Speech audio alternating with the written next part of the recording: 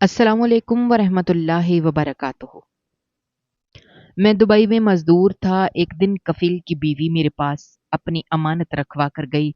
कुछ दिन बाद मुझे नौकरी से निकाल दिया गया, तो मैं परेशानी में वो अमानत अपने साथ ले आया और फलों की रेहड़ी से अपना काम शुरू किया। कुछ सालों में अरबपति बन गया।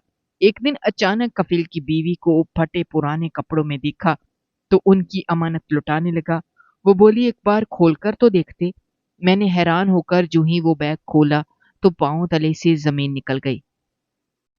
मैं दुबई में मज़दूरियाँ करता था और अपने घरवालों का पेट पाल रहा था। परदेस रहना मेरे लिए इंतहाई मुश्किल था। मुझे अपने घरवाले बहुत याद आते थे, मगर उनकी आसान ज़िंदगी के लिए परदेस काटना मेरी मजबूरी थी। दुबई में रहते हुए मुझे 6 महीने गुज़र चुके थे, मगर अभी तक मेरा वहाँ पर दिल नहीं लगा था। फिर उन्हीं दिनों मेरी मुलाकात कफ़ील नामी एक मज़दूर से हुई। वो भी पाकिस्तानी था और मेरी तरह यहाँ मेहनत मज़दूरी करने आया था, मगर उसका हाल मुझसे मुख्तलिफ था। वो अपनी बीवी के साथ ही दुबई आया था और अब एक घर लेकर बहुत सुकून की ज़िंदगी गुज़ार रहा था। उसकी ज़िंदगी का अहवाल सुनकर मुझे बड़ी हैरानी हुई थी। वो मेरी तरह मज़दूर था, मगर वो और उसकी बीवी बहुत अच्छी ज़िंदगी गुज़ार रहे थे। हालाँकि दुबई जैसे महँगे मुल्क में रहकर ऐसी ज़िंदगी गुज़ारना हम जैसे मज़दूर के बस की बात नहीं थी। मगर कफ़ील और उसकी बीवी खुशहाली की ज़िंदगी जी रहे थे। मुझे हैरानी तो बहुत हुई, मगर मैंने कुछ नहीं कहा। वो मेरा बहुत अच्छा दोस्त बन गया था और अक्सर मुझे अपने घर दावत पर बुला लेता। मैं भी अपनों को और घर को तरसा हुआ था। आदमी था, इसलिए उनके घर चला जाता। घर जाके मुझे बहुत अच्छा महसूस होता था। वो दोनों मेरा बहुत ख़्याल रखते थे। एक रोज़ जब मैं मज़दूरी कर रहा था, तो कफ़ील की बीवी मेरे पास आई। वो जल्दी में थी, मुझे कहने लगी, "हमें कहीं जाना है, मेरी अमानत अपने पास रखवाने आई हूँ। जब तक मैं वापस नहीं आ जाती, मेरे सामान की रखवाली करना। वापस आते ही आपसे ले लूँगी।" मैं चूँकि अपने काम में बहुत ईमानतदार था, मेरी ईमानदारी से सभी वाकिफ़ थे, इसलिए कफ़ील की बीवी भी अपना कीमती सामान लेकर मेरे पास आई थी। मैंने उससे वादा ले लिया कि मैं उसके सामान की हिफाज़त करूँगा और वो काले रंग की थैली अपने पास सँभाल ली। कफ़ील की बीवी मुतमईन होकर चली गई। फिर कुछ रोज़ गुज़रे तो अचानक कंपनी के मालिक ने मज़दूरों को उनके काम से निकालना शुरू कर दिया। मेरी बदनसीबी कि मैं भी उस लिस्ट में शामिल था। अचानक मजदूरी चले जाने से मैं बहुत परेशान था और इसी परेशानी में मुझे वापस पाकिस्तान आना पड़ा। इस दौरान मैं बिल्कुल भूल गया कि कफ़ील की बीवी ने मेरे पास अमानत रखवाई थी, जो मुझे उनको वापस लौटानी थी। पाकिस्तान वापस आ जाने के बाद मुझ पर बहुत मुश्किल वक़्त शुरू हो गया। फिर जैसे-तैसे मैंने फलों की रेहड़ी लगाई और दिन-रात उस पर मेहनत करनी शुरू कर दी। चंद सालों में मैं अपने कारोबार की वजह से बहुत अमीर हो चुका था। मेरे पास रुपए पैसे की कमी नहीं रही थी। तभी एक रोज़ मेरे सामने एक औरत आई। वो औरत कई रोज़ से भूखी थी। मुझसे मिन्नत करने लगी कि मैं उसे खाने के लिए कुछ दे दूँ। मुझे वो औरत जानी-पहचानी लगी। ज़रा गौर किया तो ये देखकर मेरी हैरत की इंतहा न रही, क्योंकि वो कफ़ील की बीवी थी, जिसने फटे पुराने कपड़े पहन रखे थे और बहुत बदहाली का शिकार थी। उसे अपने सामने देखकर मुझे एकदम से उसकी अमानत याद आई, तो मैं उसे अपने साथ घर ले गया और उसे उसकी अमानत लुटाई। तो वो औरत बहुत हैरान हुई, मुझसे कहने लगी, "कितने टाइम से थैली आपके पास है? आपने एक बार भी खोल कर नहीं देखा इसे? एक बार देख तो लेते, आपको पता चलता इसमें क्या था?" मैं उस औरत की बात सुनकर हैरान हुआ और बेख्तियार उसके सामने वो थैली खोली, तो ये देखकर मेरे पैरों तले से ज़मीन निकल गई, क्योंकि उस थैली में पाकिस्तान के दीगर कई नौजवानों की तरह मैं भी पाकिस्तान में गुज़ारे की नौकरी करके अपनी ज़िंदगी गुज़ार रहा था। फिर अम्मा ने मेरी शादी कर दी। मेरी बीवी बज़ाहिर तो बहुत अच्छी थी, मगर दूसरी औरतों की तरह उसे अच्छी ज़िंदगी गुज़ारने की बहुत ख़्वाहिश थी और अपनी इस ख़्वाहिश पर इक्तफ़ा करना उसके बस की बात नहीं थी। सब्र करना उस औरत की सरश्त में शामिल नहीं था। न ही वो गुज़ारे की ज़िंदगी किफ़ायतशारी का मामला अपनाने के लिए तैयार थी। अपने से ऊँचे घरानों की औरतों को जब अच्छी ज़िंदगी गुज़ारते देखती, तो मचल जाती कि मुझे भी वैसा ही कपड़ा, जूती और वैसा ही ठाट-बाट चाहिए, जबकि उसकी ख़्वाहिशात पूरी करना मेरे बस का काम नहीं था। پھر انہی دنوں میرے بیٹے کی پیدائش ہوئی، گھر کا گزارا مزید مشکل ہو گیا۔ حالات کی تنگی نے میری بیوی کو بدمزاج اور چڑچڑا بنا دیا تھا۔ وہ بار بار مجھ سے لڑتی تھی، نہ صرف مجھ سے بلکہ میرے بڑے بھائی اور بھابھی سے بھی خوب بدتمیزی کرتی تھی، جس کی وجہ سے میرے بھائی بھابھی مجھ سے دور ہو گئے تھے۔ میں گھر کے حالات سے بہت پریشان تھا۔ اپنی بیوی کو بارہا سمجھایا کہ وہ اپنی چادر کے حساب سے پاؤں پھیلائے، مگر وہ الٹا مجھے تانے دیتی اور رونے بیٹھ جاتی۔ پھر انہی دنوں میری ملاقات ایک پرانے دوست سے ہوئی۔ وہ دبئی میں مزدوریاں کرتا تھا۔ اس کی تنخواہ اچھی خاصی تھی۔ میرے حالات سن کر اس نے مجھے کہا، تم کیوں خوامخواہ خود کو ایسی ذلالت بھری زندگی گزارنے پر مجبور کر رہے ہو؟ میری مانو تو میرے ساتھ دبئی چلو، ہم یہاں بھی ایسے ہی دھکے کھاتے ہیں، اگر یہی دھکے وہاں پر کھا لیں تو کم از کم ہمارے گھر والوں کا گزارا اچھے سے ہو جائے گا۔ اور اپنی بیوی کو سمجھانا چھوڑ دو، یہ عورتیں مردوں کا احساس نہیں کرتی، انہیں تو بس اچھی زندگی کی چاہت ہوتی ہے، اور اپنی خواہشات کو پورا کرنے کے لیے وہ مردوں کا جینا حرام کر دیتی ہیں۔ تم بچے والے ہو، اب اس عورت کو چھوڑ نہیں سکتے، لہذا بہتر یہ ہوگا کہ پردیس کی زندگی اپنانے کی سوچو۔ کم سے کم تمہاری بیوی کے لڑائی جھگڑے تو ختم ہوں گے، ورنہ کوئی بعید نہیں کہ 4 دن بعد وہ تمہیں چھوڑ کر چلی جائے۔ اپنے دوست کی بات سن کر میرے رونگٹے کھڑے ہو گئے تھے۔ جو بھی ہو، میں کسی صورت بھی یہ نہیں چاہتا تھا کہ میری بیوی بچے کے ساتھ اپنے میکے چلی جائے اور میں ساری زندگی کے لیے اس کی صورت کو بھی ترستا رہ جاؤں۔ اپنے دوست کا مشورہ میرے دل کو لگا اور میں نے اس کے ساتھ دبئی جانے کی تیاری کر لی۔ میرے دبئی جانے کا سن کر میری بیوی بہت خوش ہوئی تھی۔ اس کے دن پھرنے والے تھے۔ اس نے ایک بار بھی میرے جانے کا سن کر اداسی محسوس نہیں کی تھی۔ مجھے دکھ تو بہت ہوا، مگر خاموش رہا۔ دیکھا جائے تو وہ بھی حق پر تھی۔ اچھی زندگی گزارنے کی خواہش بھلا کسے نہیں ہوتی؟ ہر عورت کا ظرف ایک جیسا نہیں ہوتا جو یہ کہے کہ کیسی بھی زندگی گزار لوں گی، بس مرد پردیس کے دھکے نہ کھائے۔ بلکہ وہ تو چاہتی تھی کہ میں ہر حال میں اسے اچھی زندگی دوں۔ دبئی جانے کے لیے ویزے کے پیسے چاہیے تھے جو میرے پاس نہیں تھے، اور تب پہلی بار میری بیوی نے فراخ دلی کا مظاہرہ کرتے ہوئے اپنے زیورات اٹھا کر بیچ دیے اور مجھے کہنے لگی، ابھی تمہارا دبئی جانا بہت ضروری ہے، جب تم پیسے کمانے لگ جاؤ گے تو میں اپنا زیور پھر سے بنا لوں گی۔ اپنی بیوی کی مہربانی سے میرے پاس دبئی جانے کا بھی بندوبست ہو گیا اور میں دبئی پہنچ کر وہاں محنت مزدوری کرنے لگا۔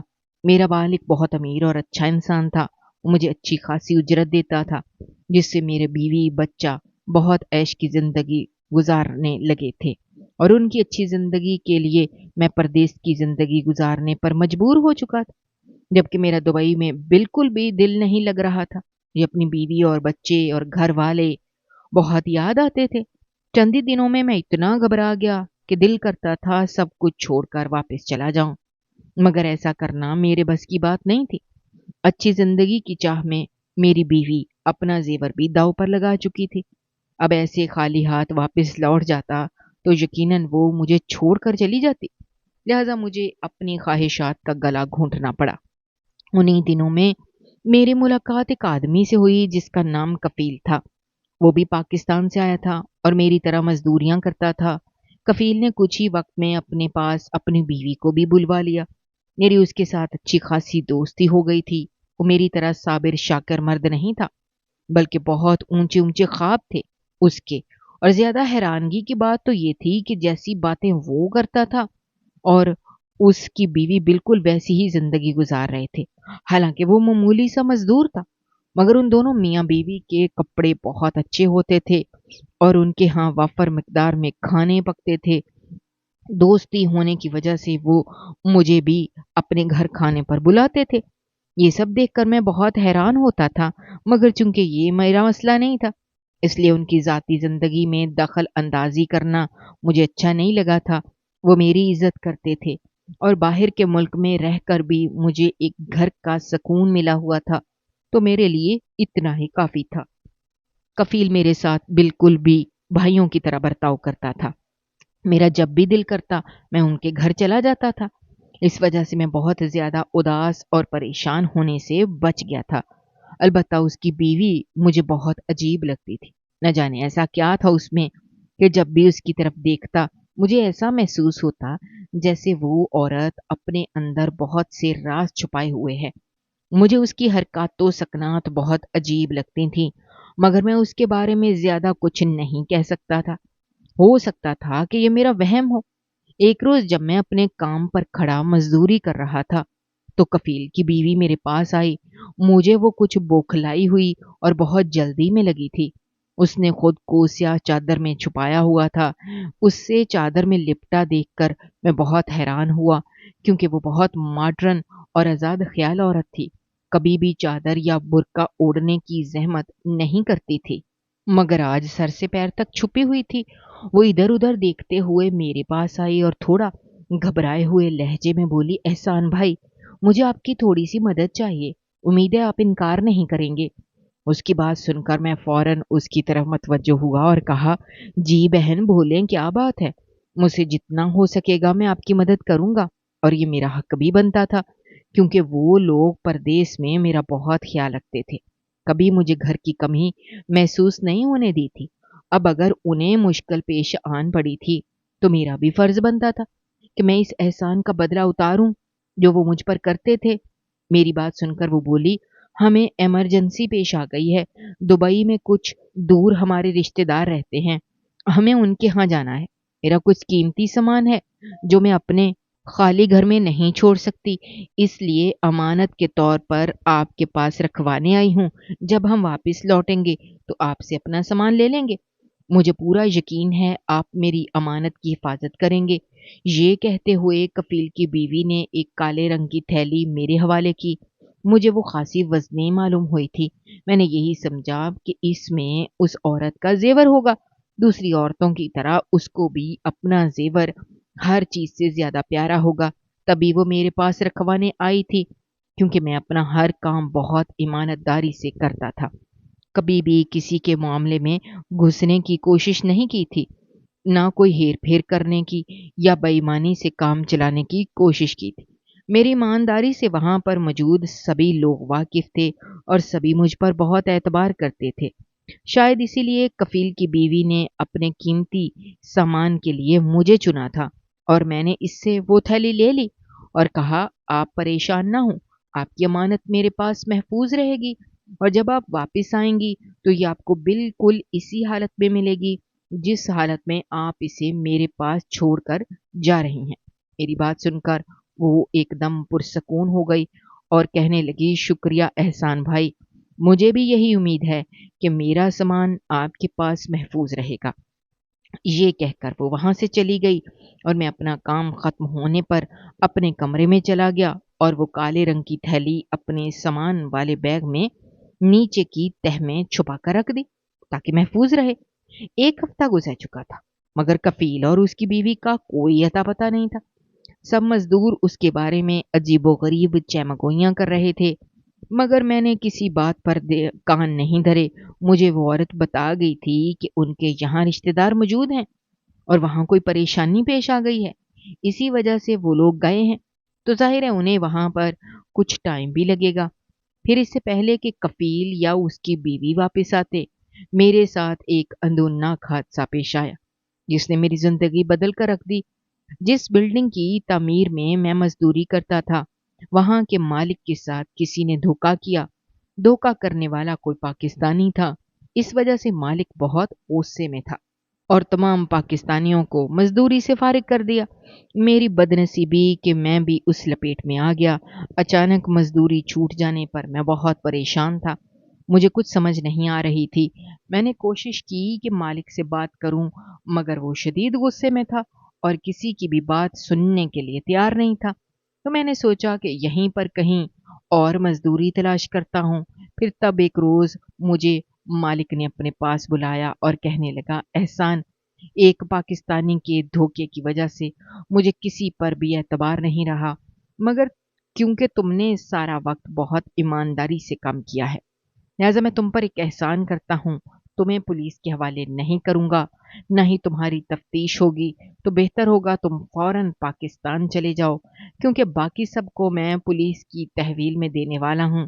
جب تک دھوکے باز ہاتھ نہیں آ جاتا میں کسی کو معاف نہیں کروں گا، میرا بہت بڑا نقصان ہوا ہے اور میری نظر میں سبھی مشکوک ہیں۔ بس تمہارے ساتھ بھلائی کرنے کو میرا دل ہوا تو میں نے تمہیں بتا دیا۔ تم آج کل میں یہاں سے واپس چلے جاؤ اور یہاں کام ڈھونڈنے کی کوشش مت کرنا۔ مالک کی بات سن کر میرے ہاتھ پیر پھول گئے۔ اس نے واقعی میرے ساتھ بھلائی کی تھی اور مجھے جیل کی ہوا کھانے سے بچا لیا تھا۔ میں نے پہلی فرصت میں اپنا سامان پیک کیا اور پاکستان واپس آ گیا۔ اس پریشانی میں بالکل بھول گیا کہ کفیل کی بیوی میرے پاس امانت رکھوا کر گئی تھی اور وہ امانت مجھے ان کو واپس لوٹانی تھی۔ اپنے کام سے نکالے جانے والی بات میں نے ابھی تک اپنے گھر والوں کو نہیں بتائی تھی۔ مجھے پتا تھا یہ سن کر میری بیوی فساد کھڑا کر لے گی۔ وہ کسی صورت بھی نہیں چاہتی تھی کہ میں کام چھوڑ کر پاکستان واپس آؤں، مگر اب دبئی میں رکنا میرے لیے ممکن نہیں تھا۔ مجھے اپنے وطن واپس لوٹنا ہی تھا۔ اپنے گھر والوں سے ملنے کی خوشی تھی تو ایک طرف مجھے یہ پریشانی کھائے جا رہی تھی کہ اپنی بیوی کو کس طرح مطمئن کروں گا۔ اسے خوش کرنے کے لیے میں نے اس کے لیے ڈھیر سارا سونے کا زیور بھی خرید رکھا تھا۔ مجھے تھوڑی سی امید تھی کہ شاید اتنا زیور اور کچھ اچھے جوڑے دیکھ کر وہ بہل جائے اور میری بات کا یقین کر لے۔ میں نے سوچ لیا تھا کہ میں پاکستان میں بھی ایسے ہی محنت مزدوری کر کے اپنی بیوی کے اخراجات پورے کروں گا تاکہ اسے کسی پریشانی کا سامنا نہ ہو اور وہ پھر سے میرے بیرون ملک جانے کی ضد نہ پالے۔ مگر ایسا کرنے کی نوبت ہی نہیں آئی۔ مجھے اپنے سامنے اچانک پا کر وہ خوش تو ہوئی اور حیران بھی ہوئی۔ بے اختیار پوچھنے لگی، کیا بات ہے احسان؟ اتنی اچانک چھٹی لے کر واپس آ گئے؟ اپنے آنے کا بتایا ہی نہیں۔ ابھی تو تمہیں 1 سال مشکل سے ہوا تھا، جبکہ تم نے کہا تھا کہ 3 سال بعد تمہیں چھٹی ملے گی۔ پھر اتنی جلدی واپس کیسے آ گئے؟ وہ اچھی خاصی مشکوک ہو چکی تھی۔ میں جو بظاہر خود کو بہت مضبوط بنائے ہوئے تھا ایک دم سے گھبرا گیا۔ پھر ہمت کر کے بولا، سوچا تو میں نے بھی یہی تھا کہ 3 سال بعد واپس آؤں گا، مگر کیا کروں، نصیب ہی ایسا ہے۔ جس کے پاس کام کرتا تھا وہاں پر کسی نے دھوکہ دیا اور مالک کو بہت بڑا نقصان ہوا۔ اس نے ہم سب کو مزدوری سے نکال کر پاکستان بھیج دیا۔ میں نے کوشش کی تھی کہ وہیں پر رہ کر کوئی اور کام ڈھونڈ لوں، مگر پاکستان کے کسی بھی مزدور کو وہاں پر رکنے کی اجازت نہیں تھی، لہٰذا میں واپس آ گیا۔ مگر تم فکر نہ کرو، میں یہاں پر اتنی ہی کمائی والا کوئی کام ڈھونڈ لوں گا، تمہیں پریشانی نہیں ہوگی۔ میں نے بیوی کو تسلی دینے کی کوشش کی، جبکہ میرے دل میں ڈھیروں بوجھ آن گرا تھا۔ نہ جانے کیسی عورت اللہ نے میرے نصیب میں لکھ دی تھی، جس کو میری بالکل بھی پرواہ نہیں تھی۔ اس وقت بھی میری بات سن کر وہ دل تھم کر بیٹھ گئی اور وویلا کرنے لگی اور منہ پھلا کر بیٹھ گئی اور کہنے لگی، میرے بھائی بھابھی بھی میری بیوی کی بدمزاجی کی وجہ سے مجھ سے قطع تعلق کر چکے تھے۔ مجھے بہت دکھ ہوا، مگر اب میرے پاس وقت نہیں تھا کہ میں اپنے بھائی اور بھابھی کو مناتا یا بیوی کو سمجھانے کی کوشش کرتا۔ فی الحال تو مجھے ہاتھ پیر مار کر کوئی اچھا کام ڈھونڈنا تھا، مگر بہت کوششوں کے بعد بھی مجھے کام نہیں ملا اور میری بیوی کا پیمانہ لبریز ہو گیا۔ ایک دن اپنی ماں کے سکھانے پر میری بیوی دونوں بچوں کو میرے پاس چھوڑ کر میکے چلی گئی اور کہنے لگی، اب میں تبھی واپس آؤں گی جب تمہیں ڈھنگ کی نوکری ملے گی، ورنہ بھول جاؤ اور اپنے بچے بھی خود پالو۔ میں نے ان کی ذمہ داری اٹھانے کا ٹھیکہ نہیں لے رکھا۔ مجھے اپنی بیوی سے اس سنگ دلی کی امید نہیں تھی۔ اپنی من پسند زندگی کی خاطر وہ ہر حد پار کرنے کو تیار تھی۔ اسے اپنے معصوم بچوں کی بھی پرواہ نہیں تھی، جو بہت معصوم تھے اور ماں کے بغیر نہیں رہ سکتے تھے۔ میں نے اپنی بیوی کو بہت سمجھایا، مگر اس نے میری ایک نہیں سنی اور بچوں کو روتا دھوتا چھوڑ کر میکے چلی گئی اور مجھ سے رابطہ بھی ختم کر لیا۔ تب مجھے بھی اپنی بیوی پر بہت غصہ آیا۔ میں نے اس کو طلاق دے دی۔ ایسی عورت کو اپنے ساتھ باندھے رکھنے کا میرا دل نہیں کیا، جو مشکل وقت میں میرا ساتھ دینے کے بجائے مجھے چھوڑ گئی اور بچوں کو بھی تکلیف میں ڈالا۔ اپنی بیوی کے چلے جانے کے بعد کئی دن تک میں اپنے معصوم بچوں کو ماں کے لیے روتا بلکتا دیکھتا رہا۔ میں نے ان کو سنبھالنے کی بہت کوشش کی، مگر وہ ماں کے عادی تھے، اس کی جدائی میں بیمار پڑ گئے۔ اپنے بچوں کی پریشانی میں کام ڈھونڈنے کے قابل بھی نہ رہا تھا۔ میں نے اپنے بھائی بھابھی کو منایا اور بھابھی سے گزارش کی کہ وہ میرے بیٹوں کو سنبھال لے۔ میری پیشکش پر میری بھابھی خوشی سے پھولے نہیں سما رہی تھی۔ اس کی ویران گود میں 2 پھول سے بچے آ گئے تھے۔ اسے بھلا اور کیا چاہیے تھا؟ وہ بہت پیار سے میرے بچوں کو سنبھالنے لگی۔ اس کی محبت اور شفقت سے میرے بچے بھی سنبھل گئے۔ ان کو ماں کی آغوش مل چکی تھی۔ ایک روز میری بھابھی نے میرے سامنے ایک عجیب سی شرط رکھی۔ اس نے مجھے کہا، میں تمہیں اپنا زیور دیتی ہوں، تم وہ بیچ کر اس سے کوئی کاروبار کر لو۔ تم تو ایماندار ہو، تمہارا کاروبار بہت جلد بڑھے گا، اور پھر اللہ اور اس کے رسول نے بھی تو کہا ہے کہ اپنا کاروبار کرو، کاروبار میں بہت برکت ہوتی ہے۔ میں اپنے زیور کی واپسی کا تم سے مطالبہ نہیں کروں گی۔ جب بھی تم اس قابل ہو جاؤ تو مجھے میرے زیور لوٹا دینا۔ اس کے بدلے تم اپنے دونوں بیٹے ہمیشہ کے لیے مجھے دے دو۔ میں اپنی بھابھی کے دلی جذبات سمجھتا تھا۔ وہ اولاد کی ترسی ہوئی تھی، اسے بچوں کی قدر تھی، جبکہ دوسری طرف میری بدبخت بیوی تھی جو دنیاوی خواہشات کے پیچھے ماں جیسے رشتے کا تقدس پامال کر بیٹھی تھی۔ میں اپنے بچوں کی طرف سے بے فکر ہو گیا اور بھابھی کا زیور بیچ کر پھلوں کی ایک ریڑھی لگا لی۔ میں بہت دل لگا کر محنت کر رہا تھا۔ میں نے اپنے دماغ میں یہ بات بٹھا لی تھی کہ ہر صورت مجھے اپنی بھابھی کا زیور لوٹانا ہے اور خود کو بھی اس قابل بنانا ہے کہ کسی کی محتاجی باقی نہ رہے۔ 3 سال لگاتار محنت کرنے کے بعد میرے کاروبار میں اتنی برکت پڑی کہ میں ایک سبزی منڈی کا مالک بن گیا۔ میرے پاس روپے پیسے کی ریل پیل ہو گئی تھی۔ میں نے بھائی بھابھی کا گھر بھی اچھے سے سنبھال لیا تھا اور اپنی بھابھی کا زیور سود سمیت لوٹایا تھا۔ میرے بیٹے بہت بہترین تعلیم حاصل کر رہے تھے اور بہت اچھی زندگی گزار رہے تھے۔ میری زندگی میں آسودگی اور خوشحالی آ گئی تھی۔ میرے کئی دوستوں نے مجھے دوسری شادی کا مشورہ دیا، مگر ایک عورت کی بے وفائی اور سنگ دلی نے مجھے پتھر دل بنا دیا تھا۔ ایک روز میں سبزی منڈی کے دفتر میں بیٹھا حساب کتاب کر رہا تھا جب مجھے ایک عورت کی آواز سنائی دی۔ وہ میرے ورکر سے منت کر رہی تھی کہ اسے کھانے کے لیے کچھ فروٹ دیں۔ وہ کئی روز سے بھوکی ہے اور میں غریبوں کی بہت مدد کرتا تھا کیونکہ میں نے بھی بہت مشکل وقت کاٹا تھا۔ لہذا اس عورت کی آواز سن کر میں دفتر سے باہر نکلا۔ اس کو دیکھا تو مجھے کچھ جانی پہچانی سی لگی۔ جب غور کیا تو دیکھ کر میرے ہوش اڑ گئے۔ وہ کفیل کی بیوی تھی، انتہائی پھٹے پرانے کپڑے اور بسیدہ حالت میں کھڑی تھی۔ اسے دیکھ کر مجھے یاد آیا کہ اس کی امانت میرے پاس تھی۔ میں بے اختیار اس کی طرف گیا اور اسے پکارا، آپ یہاں کیسے اور اس حالت میں؟ مجھے پہچانا؟ میں احسان ہوں۔ آپ نے اپنی امانت میرے پاس رکھوائی تھی جو ابھی تک محفوظ ہے۔ اچانک کام سے نکالے جانے کی وجہ سے مجھے پاکستان آنا پڑا اور میں آپ کی امانت آپ کو لوٹا نہیں سکا۔ آپ میرے ساتھ گھر چلیں، مجھے اپنے بارے میں بھی بتائیں اور اپنی وہ امانت بھی لے لیں۔ میری بات سن کر وہ عورت بہت حیران ہوئی۔ کتنی دیر تک بے یقینی سے میرا منہ دیکھتی رہی۔ وہ کچھ بولنے کی حالت میں نہیں تھی۔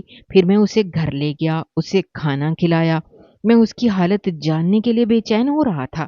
پھر اس نے مجھے کہا، میں حیران ہوں، آپ نے ابھی تک وہ تھیلی نہیں کھولی؟ آپ کو وہ تھیلی ایک بار کھول کر دیکھ لینی چاہیے تھی۔ میں اس کی بات پہ حیران ہوا۔ وہ تھیلی لا کر اس عورت کے سامنے کھولی تو یہ دیکھ کر حیران رہ گیا کہ اس میں انتہائی بیش قیمت زیورات تھے جو کسی بادشاہ کے محل سے چرائے ہوئے لگتے تھے۔ میں نے سوالیہ نظروں سے اس عورت کی طرف دیکھا تو وہ نظر چراتے ہوئے بولی، میں انتہائی غریب لڑکی تھی۔ جب میری شادی کفیل سے ہوئی، اچھی زندگی گزارنے کی مجھے شدید خواہش تھی۔ پھر انہی دنوں کفیل کو دبئی میں نوکری مل گئی اور وہ چلا گیا۔ میں نے بھی ادھر ادھر سے پیسے ادھار پکڑے اور کفیل کے پیچھے دبئی کی راہ لی۔ دبئی میں جا کر میں نے لوگوں کے گھروں میں کام کرنا شروع کر دیا جس کی مجھے اجرت ملتی تھی۔ کفیل لاپرواہ انسان تھا۔ اس نے کبھی بھی یہ جاننے کی کوشش نہیں کی کہ ایک ملازم کی اجرت اتنی اچھی کیسے ہو سکتی تھی، کیونکہ جب سے میں نے نوکری شروع کی تھی ہمارے وارے نیارے ہو گئے تھے، گھر میں پیسہ آنے لگا تھا اور ہمارے دن پھر گئے تھے۔ میری طرح وہ بھی اچھی زندگی کا خواہش مند تھا، लिहाजा कुछ भी ये नहीं जान सका कि मैं लोगों के घरों में काम के बहाने उनके कीमती और ऐसे ज़ेवरात चुराती थी जो उन्होंने कई वक्त से अपने लॉकर में बंद रखे होते थे और उसे दोबारा उठाने की ज़हमत भी नहीं करते थे। मुझे यकीन होता था कि वो लोग इतने अमीर हैं कि ज़ेवरात की तरफ एक अरसा तक नहीं देखेंगे और जब उनको ज़ेवर की ज़रूरत पड़ेगी तब तक ज़ेवर चोरी हुए इतना वक्त गुजर चुका होगा। मैं अपनी चोरी का काम बहुत सफाई से कर रही थी, इसलिए उन्हें मुझ पर शक भी नहीं होगा। एक रोज़ मेरी मालकिन मुझे अपने साथ एक फंक्शन में ले गई, जो बहुत बड़े पैमाने पर हो रहा था और वहाँ पर मुलाज़मीन की अशद ज़रूरत थी। क्योंकि मैं खाना बनाने में बहुत माहिर थी, इसलिए मेरी मालकिन ने मुझे वहाँ भेजा था। वो घर बहुत आलीशान था, महल जैसा था। उस घर की मालकिन औरत बेतहाशा अमीर थी। उसके घर में ज़ेवरात की बहुतात थी। तभी कमाल होशियारी से सफाई और दीगर काम करते हुए मैंने उस औरत का बेशकीमती हार चुरा लिया और वापस आ गई। मुझे तो लगा था कि बाकी औरतों की तरह वो भी लापरवाह होगी और उसे बिल्कुल पता नहीं चलेगा कि उसका एक हार गायब हो चुका है, मगर ऐसा नहीं था। शायद वो हार इंतहाई कीमती था, जिसकी उसे फौरन खबर हो गई और उसने उस हार की तलाश शुरू करा दी। मैं ये सुनकर बहुत घबरा गई थी। मुझे अपनी जान खतरे में पड़ती महसूस हुई थी। मैंने हार हथेली में बंद करके आपके हवाले कर दिया। अगर मालकिन मुझे बलवा भी लेती, तो मेरे पास से वो हार नहीं निकलता और किसी को ख्वाब भी नहीं आता कि हार आपके पास है। फिर मैं कफील के साथ घूमने फिरने के बहाने वहां से दूर चली गई, मगर उस औरत के हाथ बहुत लंबे थे। वो बहुत जल्द मुझ तक पहुंच गई और मुझे पुलिस के हवाले कर दिया। मेरी तफ्तीश शुरू हुई, मगर चूंकि वो हार मेरे पास नहीं था, इसलिए मैं बेगुनाह साबित हुई और कुछ दिन जेल में रहकर रहा हो गई। तब तक कफील मुझसे बदजन हो चुका था। उसे लगा वो खराब औरत के साथ रह रहा है। उसने तलाक दे दी और खुद न जाने किधर चला गया, जबकि जेल में चंद दिन गुजार कर मेरी अकल टिकाने लग चुकी थी। मुझे अपने गुनाहों और कताहियों का एहसास हो चुका था। मैंने अपने कामों से तौबा कर ली थी और अहद किया था कि कफील के साथ पाक साफ जिंदगी गुजारूंगी। लेकिन शायद अल्लाह मेरी तौबा कबूल करने के लिए मुझे आजमाइश में डाल रहा था। तभी कफील ने मुझे सफाई का मौका दिए बगैर छोड़ दिया। फिर मैंने जैसे तैसे मेहनत मजदूरी करके पैसे बराबर किए और पाकिस्तान आ गई। और पाकिस्तान आने के बाद पता चला, कफील ने हर तरफ ये बात फैला दी थी कि मैं वहां गलत कामों में मुलव्वस होकर जेल गई थी। लिहाजा सब मुझसे नफरत करते थे। कोई भी मुझे अपनाने को तैयार नहीं था। मेरे घर वालों ने भी मुझसे मुंह मोड़ लिया था। तब से अब तक मैं भीख मांग कर अपना गुजारा कर रही हूँ और अल्लाह से अपने गुनाहों की माफी भी मांगती हूँ। मुझे तो यही लगता था कि अब तक आपने ये हार बेचकर अपनी जिंदगी अच्छी कर ली होगी, मगर मुझे शदीद हैरानी हुई कि आपने एक बार भी इस थैली को नहीं खोला। वाकई आप बहुत ईमानदार इंसान हैं। वो औरत अपनी कहानी सुनाकर खामोश हो गई, जबकि मैं जल्जलों की जद में था। अल्लाह ने मुझे कितनी बड़ी आजमाइश से बचाया था। अगर मैं वो थैली खोल लेता तो शायद मेरे अंदर लालच जाग सकता था। मैंने अल्लाह का लाख लाख शुक्र अदा किया कि मैंने उस थैली को आज तक हाथ नहीं लगाया था। वो औरत वाकई तौबा कर चुकी थी, क्योंकि उसने एक बार भी उस हार की तरफ नहीं देखा था, बल्कि मुझसे कहने लगी, एक एहसान और भी कर दें, इस हार को किसी समुंदर में बहा दें। मुझे अब इन चीजों में कोई दिलचस्पी नहीं रही और आप भी इसे रखकर किसी मुश्किल में फंस सकते हैं। मैं उसकी बात सुनकर बहुत मुतासिर हुआ था। मुझे मालूम था कि जो औरतें ठोकरों से संभलती हैं, फिर वो बहुत पाक साफ और परहेजगार औरतें बनती हैं। यही वजह थी कि मैंने कुछ सोचकर उस औरत को निकाह की पेशकश की और अपनी जिंदगी के बारे में बताया। मेरी बात सुनकर वो हैरान हुई और फिर उसने भी थोड़ी सी पसोपेश के बाद निकाह की पेशकश कबूल कर ली। उसे यकीन हो गया कि अल्लाह ने उसकी तौबा कबूल कर ली है और उसकी आजमाइश के दिन खत्म हो गए हैं। और ऐसा ही हाल मेरा भी था। मुझे भी यकीन था कि अब ये दूसरी औरत सिर्फ मेरे साथ मुखलिस रहेगी, क्योंकि उसे दुनियावी चीजों में कोई दिलचस्पी नहीं रही थी, बल्कि वो अल्लाह वाली बन चुकी थी। नाजरीन, हमारी आज की ये वीडियो आपको कैसी लगी? कमेंट बॉक्स में अपनी राय का इजहार करना मत भूलिएगा और अगर आप हमारे चैनल पर नए हैं तो चैनल को सब्सक्राइब करना भी मत भूलिएगा। शुक्रिया। अल्लाह हाफिज़।